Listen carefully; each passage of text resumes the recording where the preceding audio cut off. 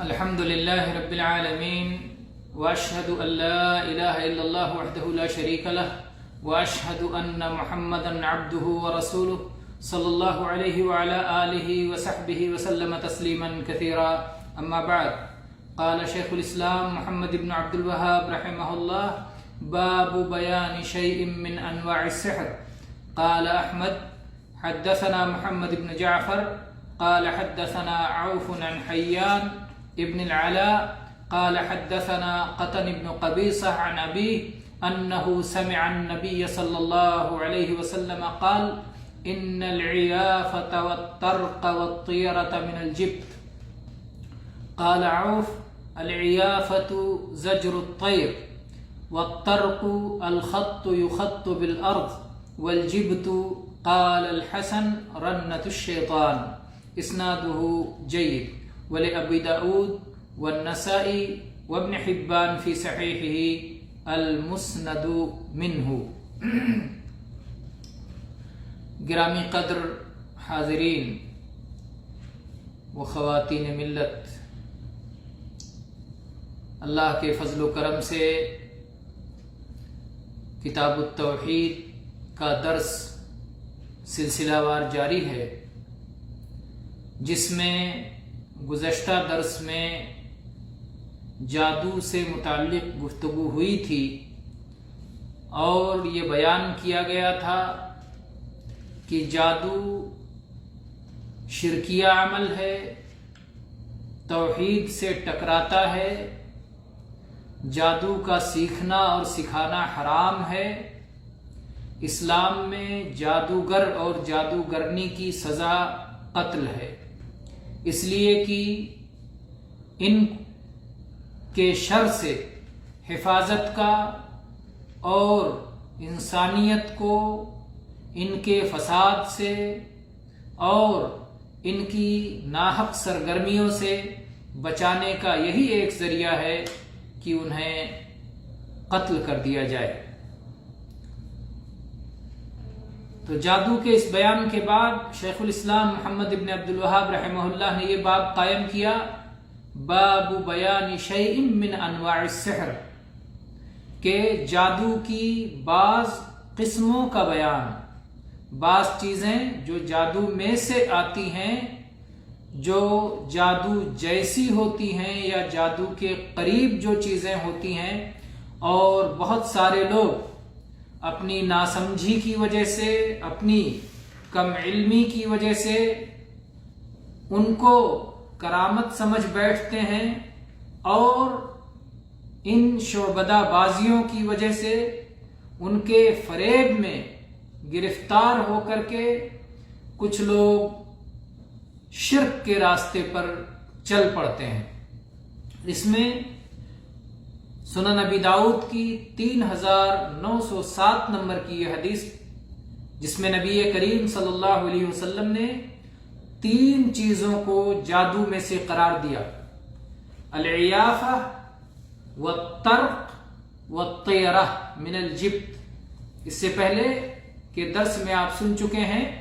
کہ یہود کے بارے میں اللہ تعالیٰ نے فرمایا: یؤمنون بالجبت والطاغوت، کہ وہ جبت پر ایمان لاتے ہیں اور طاغوت پر ایمان لاتے ہیں، اور جبت کی تفسیر جادو سے کی گئی. تو یہاں پر بتایا گیا کہ عیافہ اور طرق اور طیرہ یہ 3 چیزیں جبت کا حصہ ہیں، یعنی جادو کا حصہ ہیں. یہ عیافہ کیا ہے؟ عیافہ کی تفسیر کی گئی ہے زجر الطیر، یعنی پرندوں کو اڑانا. جاہلیت کے زمانے میں ایک طریقہ تھا کہ پرندوں کے ناموں سے، پرندوں کی آوازوں سے، پرندوں کی بولیوں سے، پرندوں کے گزرنے سے، دائیں اڑ گیا یا بائیں اڑ گیا، ان سب سے وہ بدشگونی لیا کرتے تھے، اور ان سب کا وہ اپنے دل پر اثر لیا کرتے تھے، بجائے اس کے کہ وہ اس بات کا یقین رکھیں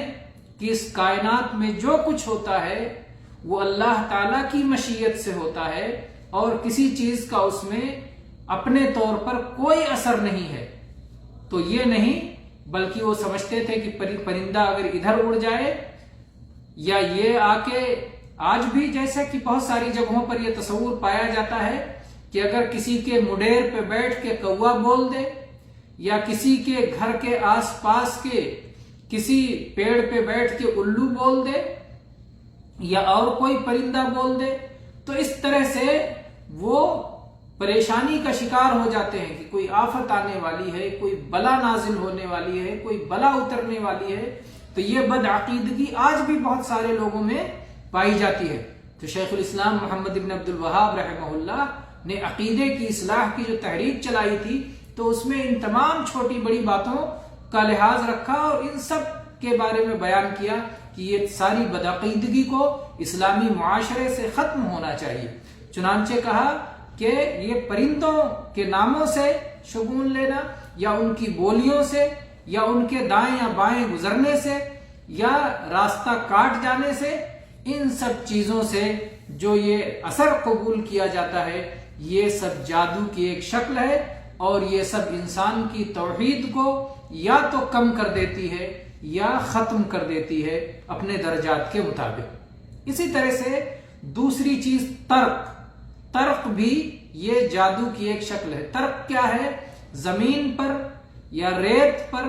یا کسی جگہ پر لکیریں وغیرہ کھینچ کے کچھ نمبر وغیرہ ڈال کے قسمت کا حال بتانا، مستقبل کی باتیں بتانا.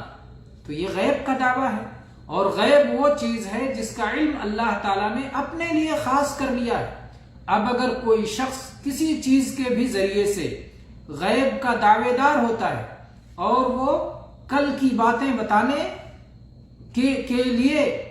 کا مدعی ہوتا ہے تو یہ بھی توحید میں یہ چیز خلل انداز ہوتی ہے، کیونکہ توحید یہ ہے کہ غیب کا جاننے والا صرف اللہ تعالیٰ کو مانا جائے. قُلْ لَا يَعْلَمُ مَنْ فِي السَّمَاوَاتِ وَالْأَرْضِ الْغَيْبَ إِلَّا اللَّهُ. زمین و آسمان میں اللہ کے سوا غیب کسی کو نہیں معلوم. تو اگر کوئی شخص اس طرح سے زمین پر لکیریں کھینچ کر کے غیب جاننے کا دعویٰ کرے تو وہ بھی لوگوں کے عقیدوں سے کھلواڑ کر رہا ہے اور لوگوں کو شرک کے راستے پر لے کر چل رہا ہے. اس لیے اس کا بھی رد کیا گیا اور کہا گیا کہ یہ بھی جادو کی ایک شکل ہے اور جس طرح سے جادو حرام ہے یہ علم بھی حرام ہے. اسی طرح سے طیرہ معروف ہے، طیرہ اور بدشگونی، اور اس کے لیے انشاءاللہ ایک مستقل باب آئے گا جہاں اس کی تفصیل بتائی جائے گی. اور اس کے بعد میں جبت کی ایک تفسیر حسن بصری رحمہ اللہ سے آئی، رنت الشیطان، کہ یہ شیطانی آوازوں کا نام ہے. یعنی جبت کی بہت ساری تفسیریں کی گئی. ایک تفسیر سنا آپ نے جادو، اور ایک تفسیر یہ ہے کہ شیطانی آواز. شیطان جو آواز، شیطانی آواز کیا ہے؟ وہ لہو لعب کے کام، وہ گانے بجانے جو انسان کو حق سے روک دیتے ہیں، جو انسان کو اپنے جال میں پھنسا لیتے ہیں. تو ایسی آوازیں جو لہو لعب کی ہوں اور جو شر کی آوازیں ہوں، گانے بجانے کی آوازیں ہوں اور انسان کو جو شہوت کی طرف اور خواہشات کی طرف لے کے جاتی ہوں اور زنا کی جو ڈاک کا کام کرتی ہوں، یہ سب کے سب جسی میں سے ہیں، حرام امور میں سے ہیں جن سے ایک انسان کو بچنا چاہیے، موحد کو بچنا چاہیے. تو گویا اس میں جن چیزوں کو توحید کے خلاف بتایا گیا وہ کیا کیا ہیں؟ ایک یہ ہے کہ علم غیب کا دعویٰ کرنا حرام ہے اور یہ توحید کے خلاف ہے. اسی طرح سے بدشگونی لینا یا یہ توحید کے خلاف ہے یا کمال توحید کے، یعنی یا تو توحید کو کم کر دیتا ہے یا توحید کو ختم کر دیتا ہے، جس طرح کے درجے میں انسان کے یہاں بدشگونی کی کیفیت پائی جائے. اسی طرح سے جو لہو لعب کے امور ہیں، گانے بجانے کی چیزیں ہیں، وہ بھی حرام ہیں اور یہ اللہ کی کامل اطاعت و فرما برداری کے خلاف ہیں. تو یہ چیزیں بھی حرام اور باطل ہیں. اسی طرح سے اس کے بعد شیخ الاسلام محمد ابن عبد الوہاب رحمہ اللہ نے عبداللہ ابن عباس رضی اللہ عنہما سے مروی یہ حدیث بھی پیش کی کہ اللہ کے رسول صلی اللہ علیہ وسلم نے فرمایا، من اقتبس شعبۃ من النجوم فقد اقتبس شعبۃ من السحر زاد ما زاد. رواہ ابو داؤد باسناد صحیح. امام ابو داؤد نے صحیح سند سے 3905 نمبر پر یہ حدیث ذکر کی ہے جس میں وہ کہتے ہیں کہ جس شخص نے علم نجوم کا کچھ حصہ سیکھا، علم نجوم تاروں کے ذریعے سے جو لوگ دنیا کے حالات کے بارے میں بتاتے ہیں، کہتے ہیں فلاں کا تارا گردش میں ہے، فلاں کا تارا بلندیوں پر ہے، تارے کی یہ اور یہ کیفیت ہے، فلاں کا نام اور اس کی والدہ کا نام یہ تارے سے ملاتے ہیں، اور اس کے بعد پھر وہ مستقبل کی باتیں بتاتے ہیں۔ تو اللہ کے نبی صلی اللہ علیہ وسلم فرمایا کہ اس طرح کا تاروں کا علم جو شخص سیکھتا ہے، علم نجوم کا جتنا حصہ جو سیکھتا ہے، اس نے جادو کا حصہ سیکھا۔ اور ظاہر بات ہے کہ جادو سیکھنا سکھانا حرام ہے، تو پھر علم نجوم بھی جب جادو کا حصہ ہوا تو یہ سیکھنا بھی حرام ہے۔ پھر فرمایا زاد ما زاد، جس قدر علم نجوم کے سیکھنے میں بڑھتا جائے گا اسی قدر وہ اپنی جادوگری میں بڑھتا چلا جائے گا۔ تو یہ بھی حرام امور میں سے ہے اور یہ بھی جادو کی ایک صورت ہے، لہذا اس سے بھی ایک مسلمان کو اور موحد کو بچنا چاہیے۔ اسی طرح سے سنن نسائی کی حدیث ہے، ابو ہریرہ رضی اللہ عنہ اس کے راوی ہیں کہ نبی کریم صلی اللہ علیہ وسلم نے فرمایا من عقد عقدة ثم نفث فيها فقد سحر ومن سحر فقد اشرك ومن تعلق شيئا اوکل الیہ۔ سنن نسائی 4079 4079 نمبر پر یہ حدیث ہے۔ نبی صلی اللہ علیہ وسلم فرمایا کہ جس شخص نے پھونک کر دھاگے میں گرہ لگائی تو اس نے جادو کیا۔ دھاگا لیا اور دھاگے میں گرہ لگائی اور پھونک کے گرہ لگائی، تو جس شخص نے دھاگے میں پھونک کے گرہ لگائی تو اس نے جادو کیا، اور جس نے جادو کیا اس نے شرک کیا۔ اسی کو تو گنڈا کہتے ہیں، گنڈا کہتے ہیں لوگ ہاتھ میں، کمر میں اور کہاں کہاں دھاگے پھونک کر کے اور اس میں دھاگوں میں گرے لگوا کے باندھتے ہیں اور اس کو سمجھتے ہیں کہ یہ شفا کا ذریعہ ہے۔ نبی کریم صلی اللہ علیہ وسلم نے اسے جادوگروں کا طریقہ قرار دیا ہے۔ اس سے جو ہے اہل توحید کو، مسلمانوں کو، کلمہ پڑھنے والوں کو، ایمان والوں کو ان چیزوں سے دور رہنا چاہیے۔ تو آپ نے فرمایا کہ جو شخص کوئی دھاگا لے اور دھاگے میں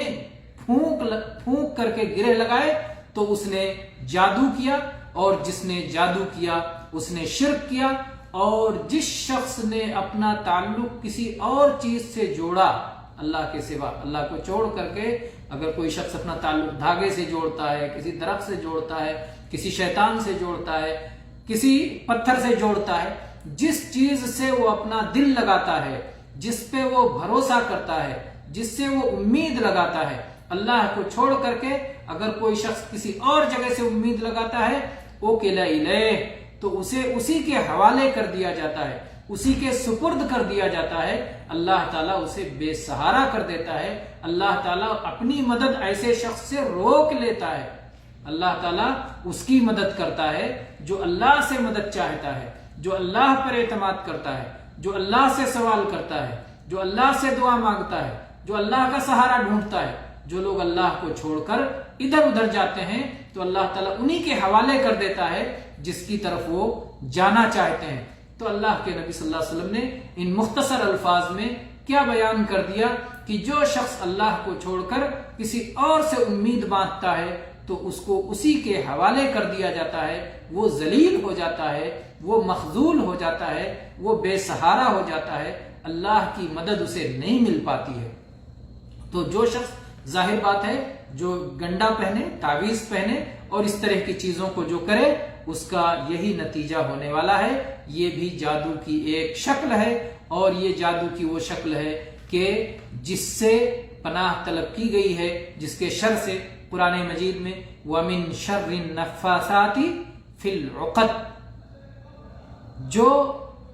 گرہوں میں پھونک مارنے والی جادوگرنیاں ہیں ان کے شر سے اللہ کی پناہ۔ وَمِن شَرِّ النَّفَّاثَاتِ فِي الْعُقَدِ، تو جو لوگ یہ بھی جادو گنڈا اور اس طرح سے دھاگوں میں گرہ باندھنا یہ بھی جادو کی ایک صورت ہے۔ جادو کی چند اور صورتیں ہیں، انشاءاللہ اس پہ ہم اگلے درس میں گفتگو کریں گے۔ وآخر دعوانا ان الحمد للہ رب العالمین وصلی اللہ علی نبینا وسلم.